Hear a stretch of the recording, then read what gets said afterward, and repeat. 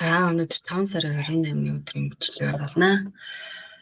За ухамсар болон оюун санаа хоёрын ялгааг маш тод гаргаж өгч байгаа юм байна. За үүнийг ойлгохын тулд хоёр төлөвийг төлөвийг ойлгох хэрэгтэй юм байна. Энэ ойлголттой байх хэрэгтэй юм байна. За мөнхийн брахман буюу туйлын жинхэнэ бие гэж яриад байгаа тийм. Үүнийг бол бас дээд оюун хаан бас цэвэр ухамсар гэдэг юм нэрээр ингэ нэрлэдэг байгаа. Хэрэв таны ухамсарт ямар нэгэн бодол, хүсэл, өнгөрсөн ба ирээдүйн төсөөлөл байхгүй байх юм бол үүнийг цэвэр брахман буюу туйлын бодит байдал гэдэг юм. Энэ болохоор яг л тийм долгионгүй энэ тунгадаг амгалан далайтай адилхан байдаг.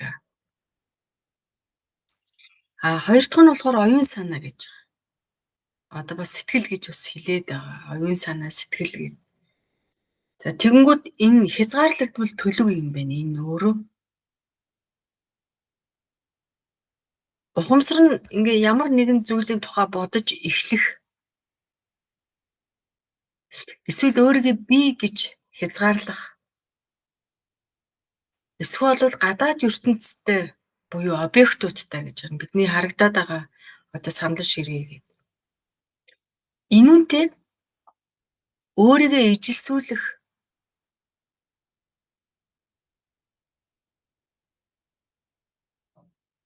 тэр үед оюун ухаан буюу сэтгэл болж хувирдаг. Тэгэхээр өөрөөр хэлэх юм бол оюун санаа гэдэг зүйл тусдаа зүйл биш юм байна. Харин бодолтой холилдсон ухамсар.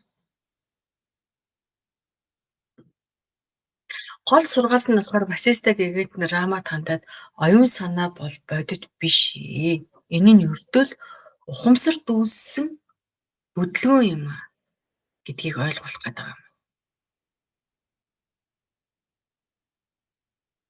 Хэрвээ бид нэр ухамсартай байгаа тэрхүү бодол, өсөөлөл үүнийг ингээд арилгачих юм бол бас бид өөрсдийн жинхэнэ мөн чанар болох мөнхийн дээд үнэтэйгээ нэгдэх юм аа. Тэгэхээр товчхондоо бол бодолгүй ухамсар, бодолтой ухамсар гэдэг нэг юм хоёр ойлголт гарч ирж байна л да. Тэгэхээр бодолгүй ухамсар нь яг юу гэсэн үг юм бэ гэнгүүт бурханлаг мөн чанарыг хэлээд байгаа. Амар амгалангийн төлөвт байгаад байгаа. Харин нөгөө бодолтой ухамсар гэдээ яриад унангууд оюун санаа энэ бол зовлонгийн үндэс бол авчдаг. Тэгэхээр гарах үр дагавар нь бол бодлого ухамсар бол бурханлаг мөн чанар амгалан байдал байдаг бол бодолтой ухамсар нь оюун санаа буюу зовлонгийн үндэс бол авчдаг гэсэн юм ерөнхий ойлголт юм. Ингээ Васиста үргэлжлүүлээд та бол бүхнийг мэддэгч буюу өөрөө юм а гэж хэлж байна.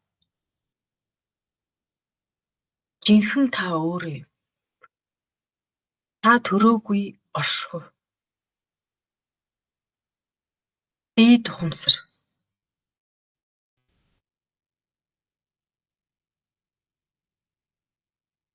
Та хаа сайгүй нэвтсэн байдаг бөгөөд жинхэнэ биегээс ангид бус байдаг аа. Ангид биш, нэгдмэл байдаг гэж.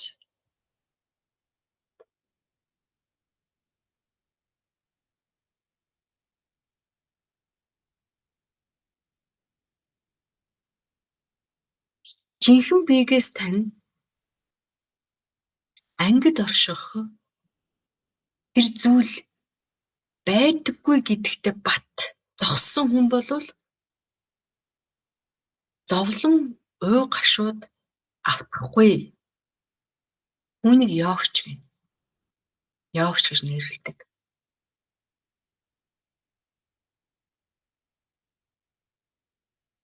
Хязгааргүй ухамсар ганцаараа оршдог гэдгийг Бат итгэсэн тэр нэгэн тэр даруй зовлонгоос ангижирч амгалан болж өөрийгөө захирч чаддгаа.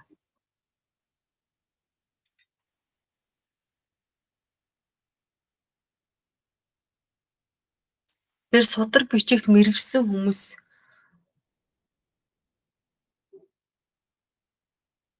ухамсар дах эрчим хүчний хуурамч хөдөлгөөн гэж хэлж байна. Үүнийг болохоор оюун ухаан, оюун санаа, сэтгэл гэж хэлдэг гинэ. Тэгэхээр энэхүү хөдөлгөөнийг могоо эсгэрэх мэт зөөрлүүлж хэлж байна.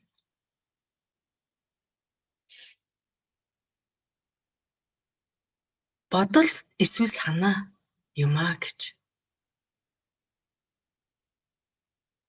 Тэгэхээр ерөөсөө туйлын үнэн, дээд ухамсар, бурхан гэдэг энэхүү ойлголт нь болохоор зүгээр л оюун санааны ойлголт төсөөлөөс ангид байгааг л хэлээд байгаа юм. Харин төсөөлөлтөөгөө холилдчихоор холилдсон ухамсар болохоор бодол болоо явчихдаг.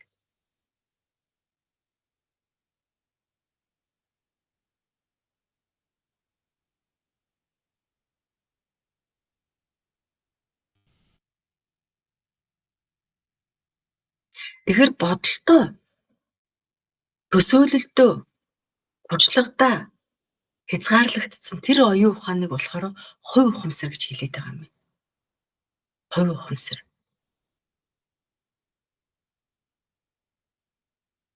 Гэхдээ энэхүү хувь ухамсар нь төд удалгүй өөрийн үндсэн ухамсарынхаа мөн чанартай гэж. Нөгөө жинхэнэ биедээ гэж. Тэрэндээ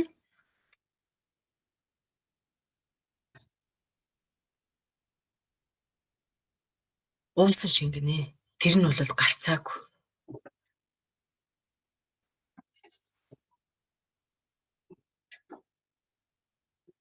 Тэр хүний оюун ухаан сэрээгүй үедээ юу ч үннээр ойлгож авдаггүй, бас мэддэггүй гинэ.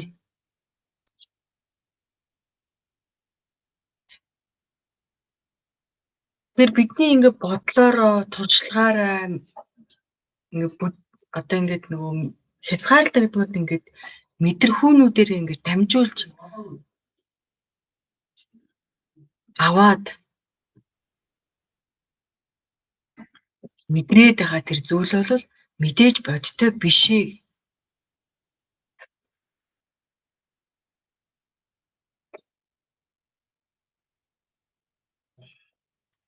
Гэхдээ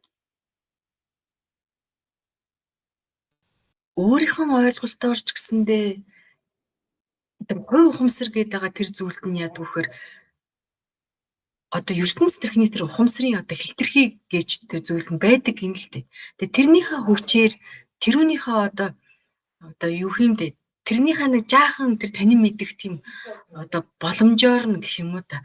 Түүгээрээ яадаг вэхээр сансар огторгоо ухамсарыг одоо бас таних одоо мэдих юм аялалд гардаг гэдэг чинь.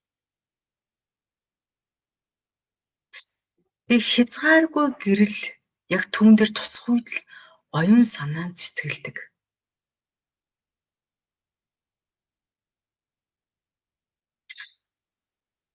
Үгүй бол оюун санаа ухаалаг мэд харагдаад байгаа боловч юу ч яг бодтоор тунгаах чадваргүй байдаг.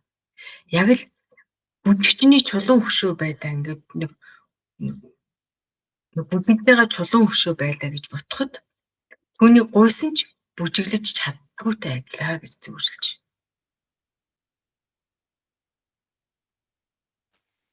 Бас л зүүрлээд хэлж гин даавн дээр зурсан тулааны хэсэг дайтаж буй цэврүүдийн архирах чимээг гаргаж чадах уу гэж.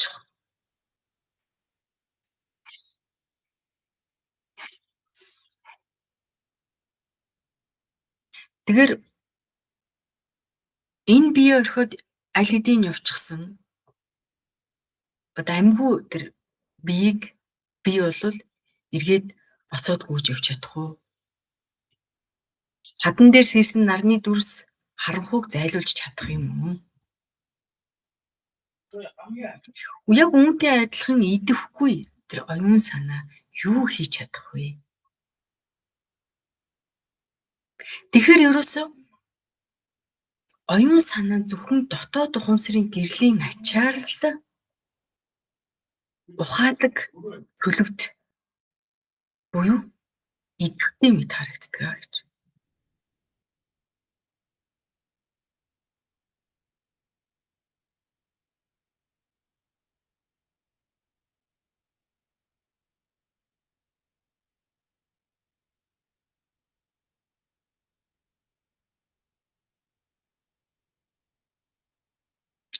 Мунхаг хүмүүс амин хүчний буюу одоо бидний нэрлж зарьснаар бас парана гэж хэлээд байгаа тийм амьдралыг тэтгэгч хүч гэдэг. Энэ хөдөлгөөнийг оюун санаа гэж андуураад байдаг гинэ.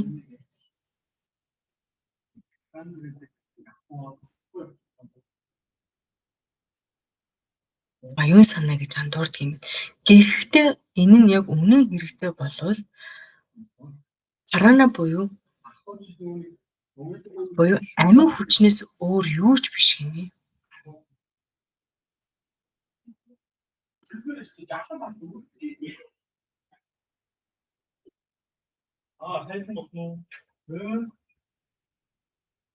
Харин оюун ухаан нь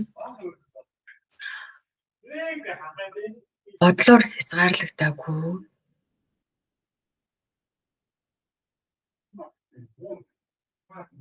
Мөн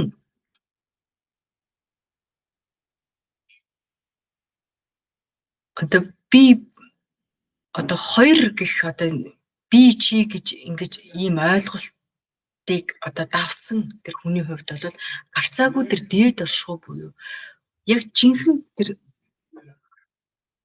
яг үнэн мөннийхэнд туяа болдгоо гэж.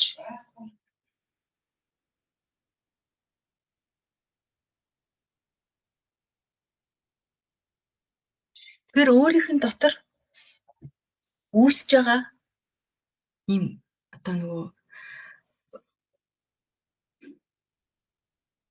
эдлгүүн нүдтэйгээ өөрийнх нь дотор амин хүчний тодорхой хөдөлгөөнүүд нь ингээд яадгүй гэхээр тэрнтэй өөрийгөө ижилсүүлж энэ бол би, энэ бол чинийх, энэ бол минийх гэх тээ.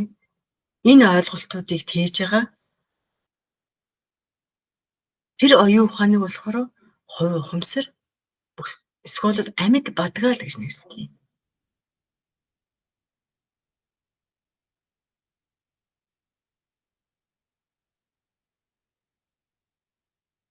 Тэгэхээр оюун ухаан, оюун санаа жива гээд байгаа энэ үгнүүдийг болохоор мэргэн хүмүүс хүртэл эдгээрийг бол ашигладаг нэр томьёо юм байна. Тэгээ жинхнээсээ эдгээр нь бол мэдний үүднээс жинхнээсээ эдгээр нь бол бодит биш гэж.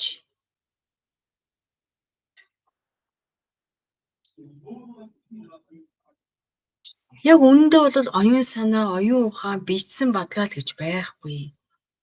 Зөвхөн жинхэнэ бие л бүх цаг үед оршдог гинэ. Энэ нь туйлын нарийн дад учраас оршдог, бас оршдоггүй мэт санагддаг.